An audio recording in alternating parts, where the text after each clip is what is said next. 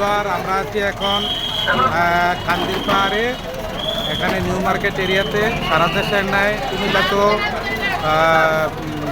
অবৈধ ফুটপাত দখলকারীদের কুমিল্লা বিভিন্ন প্রশাসনিক কর্মকর্তাবিন্দু আপনারা দেখতে পাচ্ছেন, এগুলো সব ভেঙে তুলে সব কিছু করেছে আমাদের বিপুল সংখ্যক সাংবাদিকের উপস্থিতিতে।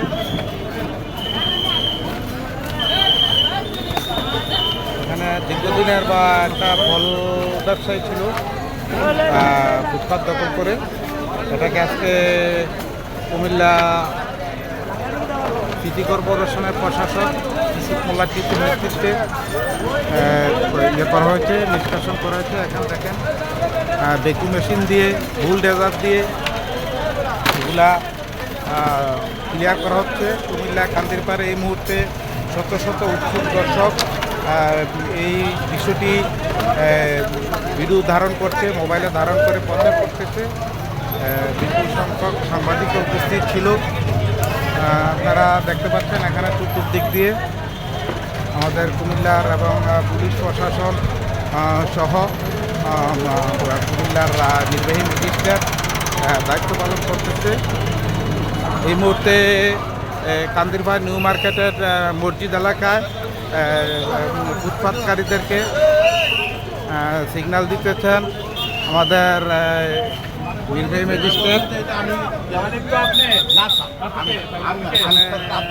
ম্যাজিস্ট্রেট মহোদয় দর্শনার্থী সাথে কথা এবং বলিও এখানে উপস্থিত আছেন। আমাদের সিটি কর্পোরেশনের পৌর প্রশাসক ইউসুফ মোল্লা সাহেব সহ প্রশাসনের ঊর্ধ্বতন কর্মকর্তাবিন্দু সারা দেশের ন্যায় কুমিল্লাতেও প্রশাসনের নেতৃত্বে চলতেছে।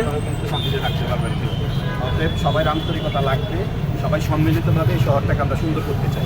আপনি চান না এই শহরটা সুন্দর থাকুক, এই শহরের নাগরিক তো আপনিও আমিও, সবাই সম্মিলিত আপনার সহযোগিতা। এখান থেকে বাইরে রাখলে কি 10,000 টাকা বেশি বিক্রি হবে?